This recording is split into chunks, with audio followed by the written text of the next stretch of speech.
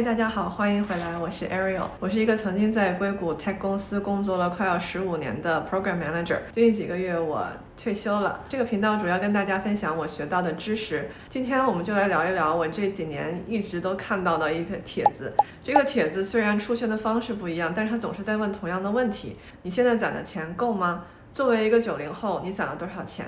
你现在攒的钱够你什么时候退休？所以最近我读了一个 article， 这个 article 告诉我的数字和 calculation， 我觉得是可以给大家一个 good perspective about 你到底需要多少钱才能退休。所以今天我就把这个 article 学到的东西跟大家在这儿讨论讨论。这个 article 是一个英文的 article，title 就是 If you make 300k per year，This is how much you should already have banked by age 35。翻译成中文就是，如果你或者是你的 household， 你的家庭一年收入30万美金，那35岁你应该已经存了多少钱 for retirement？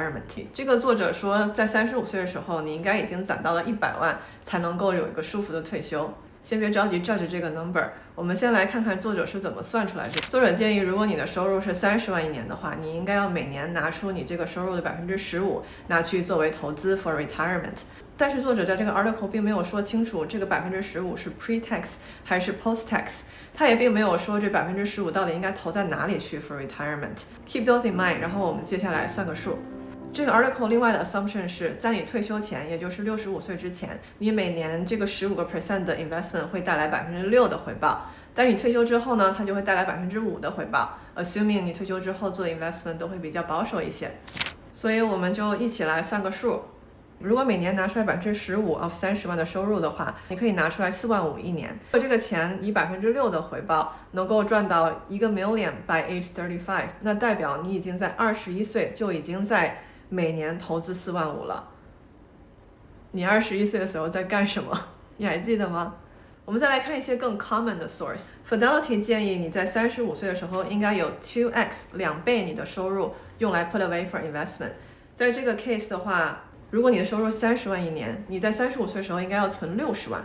你觉得这个60万是不是会更 reasonable 一点？还是你觉得35岁存100万也是该达到的？如果我们继续刚才的算术，从35岁到65岁，你每年还是继续拿出45万拿去投资，然后也是继续每年6% 的回报的话，你在退休的时候65岁，就是再有30年以后，你的 investable asset 应该可以达到9.5 个 million， 950万。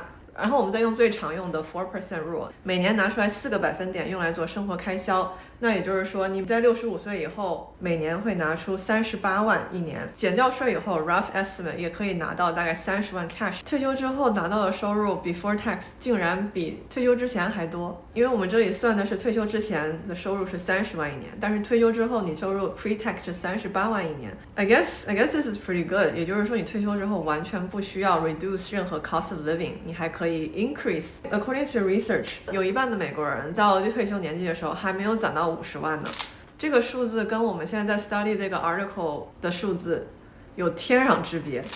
Research also shows there is usually a 5 to 50% drop in spending after retirement， 也就是说你退休之后通常你会少花一点。其实我并不确定退休以后少花一点是一个容易做到的事情，尤其是如果你真的到了60多岁才退休，那个时候你的健康可能就会需要花更多的钱。比如说我60岁以后肯定是还是想要去环游世界的， assuming 我很幸运腿脚都好的话，我还会有很多旅行的 cost。 但是我们刚才算的那个数字，65岁以后每年可以拿38万出来，其实还是多了点，因为没有太大的必要。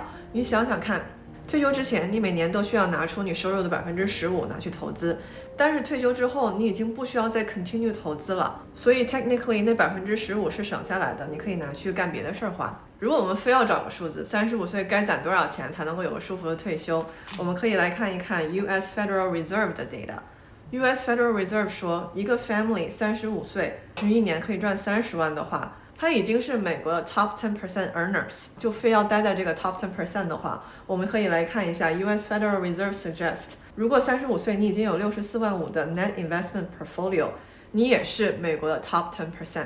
现在问题来了，对于这个视频我们说的这几个数字，35岁你该有100万、60万还是64万5，你是怎么看的呢？其实我的看法是不用那么 focus 在这个数字，因为你的退休年纪未必是65，说不定你想要更早退休。但是我也认识一些朋友的 usually 是 husband 或者是爸爸，他们觉得他们的工作非常的有意义，然后想要工作到他dead 那一天。每个人的追求不一样，所以这个数字也会不一样。从投资的角度来讲， investment 越多越好，越早越好，这个绝对是不会错。只要你 consistently invest 就会有好的结果。今天这个帖子分享和 calculation 视频你们觉得有趣吗？下次还想听什么主题请给我留言。如果财务自由早日退休也是你的愿望，那请关注我的频道。 As usual， 你的支持是我继续做视频的动力。